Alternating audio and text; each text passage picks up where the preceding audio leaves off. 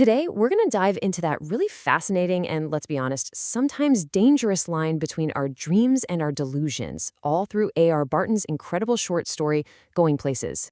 See, this story really unpacks the world of a teenage girl whose imagination is, without a doubt, her greatest escape from a life she feels is, well, already written for her. The big question is that escape a comfort or is it actually a trap?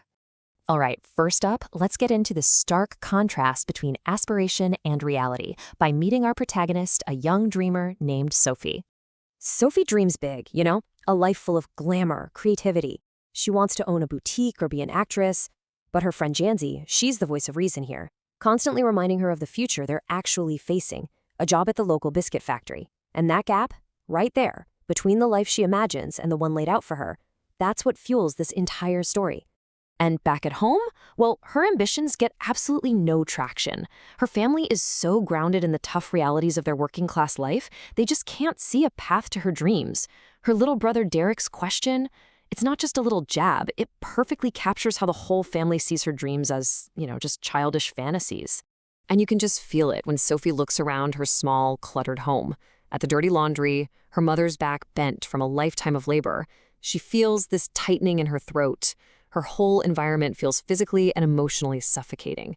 It's a reality she is absolutely desperate to rewrite for herself. So, feeling completely trapped, Sophie starts searching for an escape, and she thinks she's found a potential one in her older brother, Jeff. To her, this quiet apprentice mechanic, he holds the key to a much bigger, more exciting world. And what's so fascinating is how she views his silence. For her, it isn't emptiness at all. It's a sign that he has this secret life, a connection to exciting people and places way beyond her reach. So, to get closer to that world, to make herself seem more interesting in his eyes, she cooks up a fantastic story. Okay, so this brings us to the story of Danny Casey. This is where Sophie's imagination truly takes flight. She invents a whole secret encounter with their shared hero, the young football star. She just drops this bombshell on Jeff, who's really the one person she trusts with her secrets. It's such a simple claim, but it's a bold one, right? It's designed to grab his attention and, frankly, to elevate her status in his eyes. But his reaction? Immediate skepticism. He doesn't believe her for a second. But his disbelief doesn't stop her. Oh no, it actually forces her to double down, to build out her fantasy with more and more specific, convincing details to make it all sound real.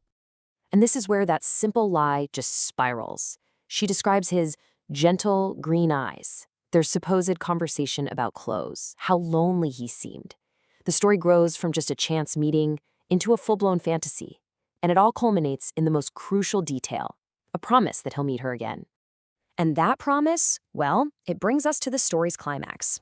This is where Sophie's carefully constructed fantasy is about to collide head-on with cold, hard reality. She picks the perfect spot for this imagined date, a romantic, secluded bench by the canal, and as she sits there, she isn't just hoping he'll show up.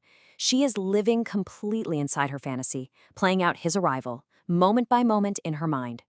But, of course, the minutes just tick by. That excited anticipation she felt starts to curdle, and it's slowly replaced by this crushing, unavoidable certainty that he was never going to be there. And just like that, the dream collapses. The magical encounter she built from absolutely nothing just dissolves, leaving her all alone with this profound, heavy sadness. It's the weight of a fantasy world shattering around her. So here's the really crucial point. Even after her fantasy is proven to be false, Sophie doesn't abandon it. So why is that?